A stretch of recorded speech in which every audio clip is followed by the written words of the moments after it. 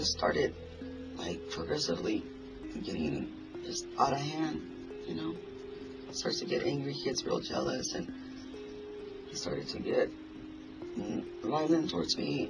And so I said, you know, I don't live like this. I don't want to live, you know, in a violent relationship or anything. Watching her statement to police that night, that nearly 4-hour-long interview, she talked about multiple men, multiple instances of abuse. I myself have been assaulted, and he knew that I suffer from post-traumatic disorder, and I have. From then, I get nervous and I can't go outside from place to place. So I just, you know, I stay with the individual, so protective, because I suppose, I'm sorry. We were never able to corroborate anything that she claimed in her statement. If we had names, and there were, as I mentioned the other one, if we had other people that we knew had former relationships with them, we talked to them. And there were several that we talked to. And again, the answer was always the same. She was violent.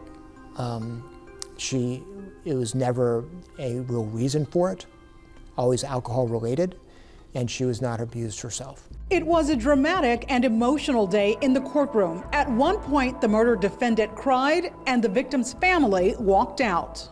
It was evidence the entire courtroom wanted to see: a size 9, 5.5-inch stiletto covered with the victim's hair and blood. Prosecutors say the shoe is the murder weapon that Ana Trujillo used to kill her boyfriend, Stefan Anderson. On Tuesday, the jury heard the call Trujillo made to 911. As the jury listened, Trujillo began to cry. On the tape, she was nearly incoherent, telling the operator that Anderson had beat her. She then said, "I hit him with my shoe." "Operator, you hit him with your shoe?" "Yes," Trujillo responds. The operator then asks if he, Anderson, is awake now, and Trujillo says no. Later during the trial, prosecutor John Jordan climbed on top of a life-size mannequin. In front of the jury, he demonstrated how investigators believe Trujillo struck Anderson with the stiletto at least 25 times. Trujillo's attorney claims she used the shoe in self-defense after Anderson began beating her to stop her from leaving the condo. But Ashton Bowie, the first officer to respond to the scene, told jurors that when he arrived, Trujillo opened the door and was covered in blood. Officer Bowie described Anderson's body. "He was covered in blood. I immediately believed that his head had been blown out." Trujillo was taken into custody that night. The jury also saw video of the police interrogation, where Trujillo insisted that she only struck Anderson with her shoe after he abused her. Why did you play the entire statement for the jury? Lends us into the mind of Ana Trujillo. When you're being asked questions, and I believe the beginning of it was, "Tell us what happened," and you take hours to not talk about what happened that night, but talk about all of the abuse that you have suffered your entire life, you're trying to avoid talking about that night. And you're trying to paint a picture of yourself. I felt very uncomfortable about it because when she was told that he, died, there wasn't much of a reaction. And also she seemed to be more concerned about getting something to eat, than about what had happened. It just wasn't any kind of remorse. She wasn't contrite at all. Did she express any kind of remorse after the fact when you were talking with her? No. I've seen in self-defense cases when a person really believes that they were justified in what they did, no remorse. That's the way I took it with her. She was completely justified, and that's how she felt. Why did you not put her on the stand during the guilt or innocence phase of the trial? Because she'd already been interviewed for 4 hours. I didn't want her being open up to the prosecutors, cross-examining her in front of a jury. And that 4 hours is going to come in anyway. You didn't feel she could have added more context to those 4 hours? I didn't think she, I was afraid she'd lose control when she was testifying. She's very, as we discussed earlier, very demonstrative. She was very emotional, and what can I say? I didn't think she'd make a good witness. That was one of the first cases of which I did a true reenactment in the courtroom. and there was a method to it. We got up on the table, we used a dummy. I got on the table as if I was Ana Trujillo on top of Stefan, and I showed how he was struck with, and we used it with Chris Duncan as the blood spatter expert because he had done the measurements and he was explaining this is exactly what you would see. The injury sustained on Stefan Anderson, to put it in perspective for your viewers, his face looked like Swiss cheese. She hit him so many times with that stiletto heel. And we put in evidence the medical examiner had taken an x-ray of that heel where it looks like an ice pick. And there weren't fractures. He bled to death. So it was that kind of force, those kind of markings. It's hard for me to understand how she would be able to strike him 25 or 30 times and cause that much blood and not realize you killed him. And listen to that 911 call. Yes, she appears emotional. She also appears intoxicated. One of the other pieces of testimony that came out was that he had defensive wounds, but she didn't. So if he was the aggressor and she was trying to save her own life, how is it she didn't have defensive wounds, but he did? He was a wrestler. He's a fairly large man, and he was strong. And he had wrestled in college or something, Switzerland or Sweden, someplace. And like I said earlier, when he started pushing her back, he shoved her over a couch, big couch, and it overturned. That still doesn't explain why he had defensive wounds, but she did not. He's a wrestler.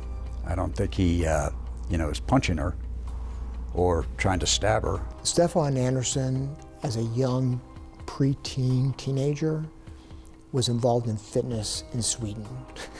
At the time of his death, he's in his 60s.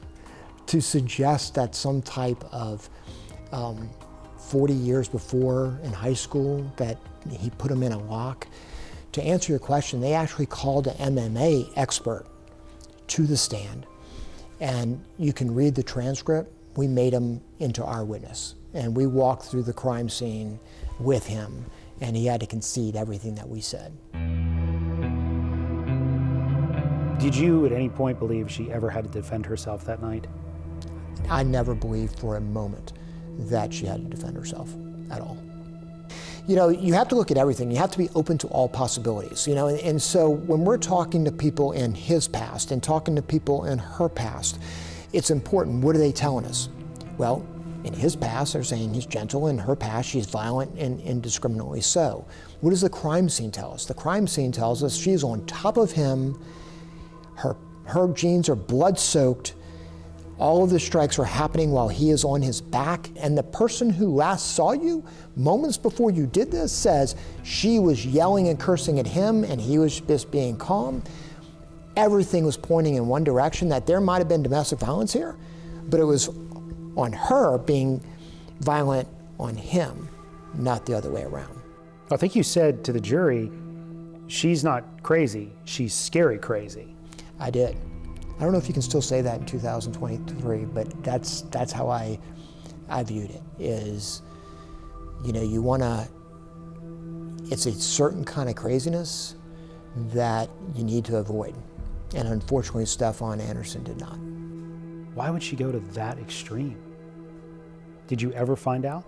Never found out the true motive. You know, whether, you know, I can speculate that perhaps, you know, he was embarrassed by how she treated him in that cab in front of people. Maybe he said, you're gonna have to get out, because remember, she was spending the night and I believe was gonna go on a bus to West Texas to her children the next day.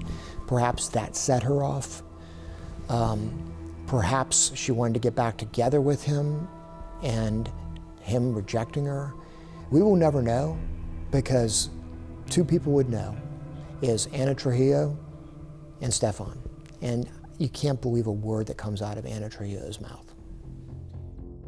We, the jury, find the defendant, Ana Trujillo, also known as Anna Fox, guilty of murder as charged in the indictment. Ana Trujillo showed no emotion after the verdict was announced. She now faces up to life in prison after being convicted of murder.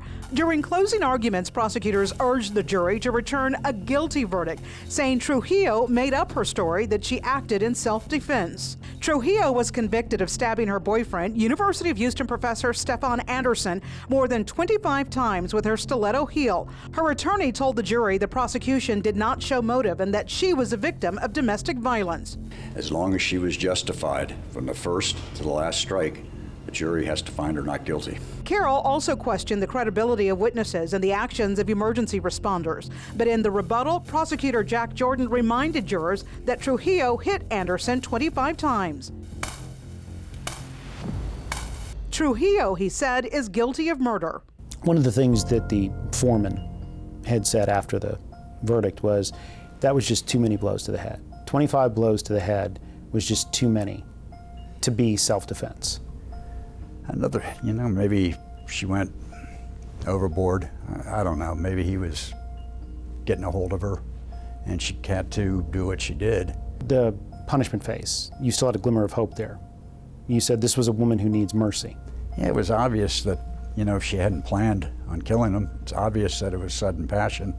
But you put her on the stand during the punishment phase. Punishment, yeah. It's just... Why the change?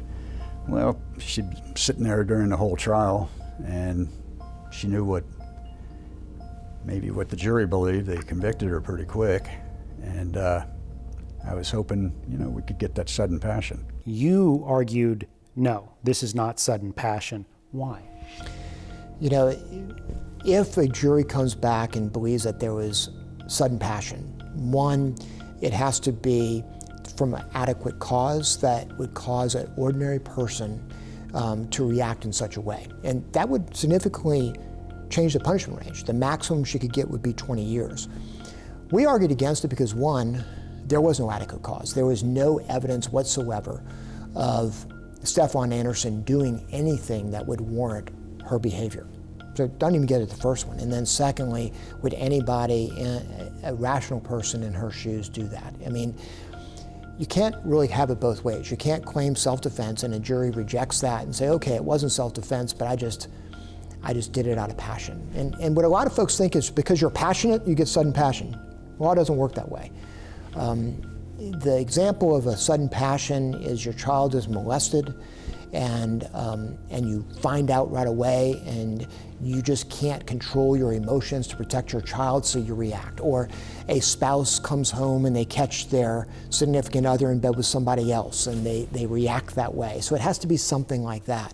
Attorneys for Ana Trujillo asked for mercy, but in the end, Trujillo received the harshest possible punishment. Assess her punishment at confinement in the institutional division of the Texas Department of Criminal Justice for life. Trujillo and her family members in the courtroom sobbed after the life sentence was announced. She will now spend the rest of her life behind bars for stabbing University of Houston professor Dr. Stefan Anderson with her 5.5-inch heel stiletto shoe. My uncle was a great man. He was kind, and he did everything for everyone all the time. Earlier in closing arguments, prosecutors said Trujillo would be a continuing threat if she was allowed to walk away a free woman. Ana Trujillo violently beat her intimate partner to death for no reason.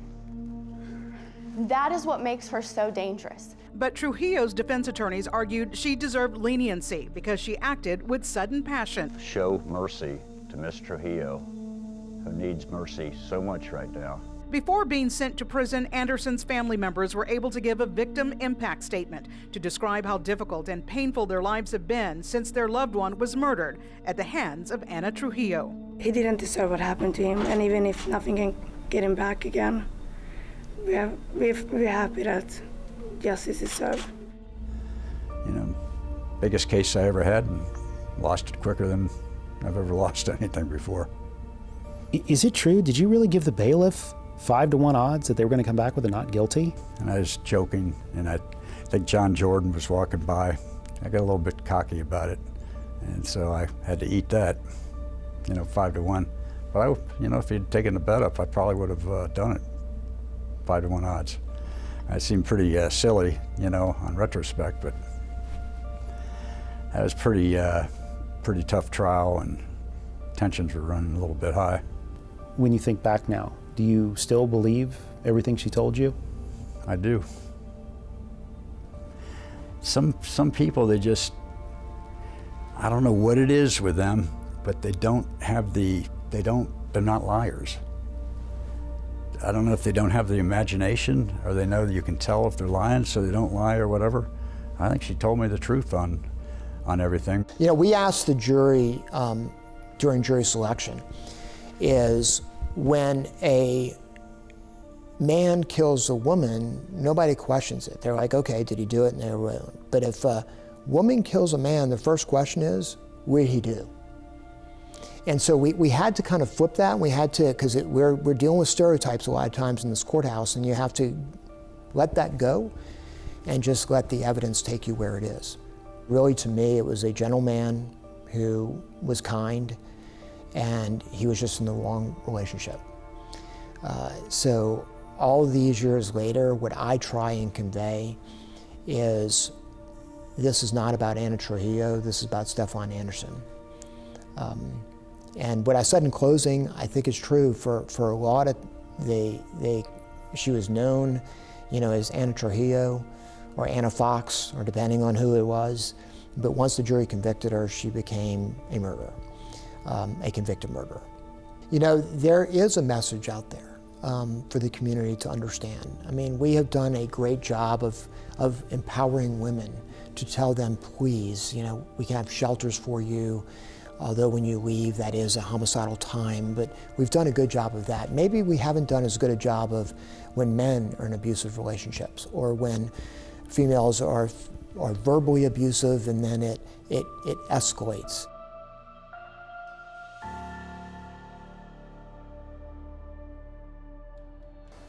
Ana Trujillo is now 54 years old, and she's serving a life sentence at the Mountain View Prison Unit in Gatesville, Texas. However, she will be eligible for parole in the year 2043. She declined our request for an interview. We're back next week with a case involving Josue Flores. He was an 11-year-old boy who was stabbed to death while walking home from school, and it would take 10 years before his killer was finally convicted. A new episode of The Evidence Room streams every Wednesday at 6:30 p.m. on KPRC2+. For everyone at the KPRC2 Investigates team, I'm Robert Arnold. Thank you for joining us, and we'll see you next week.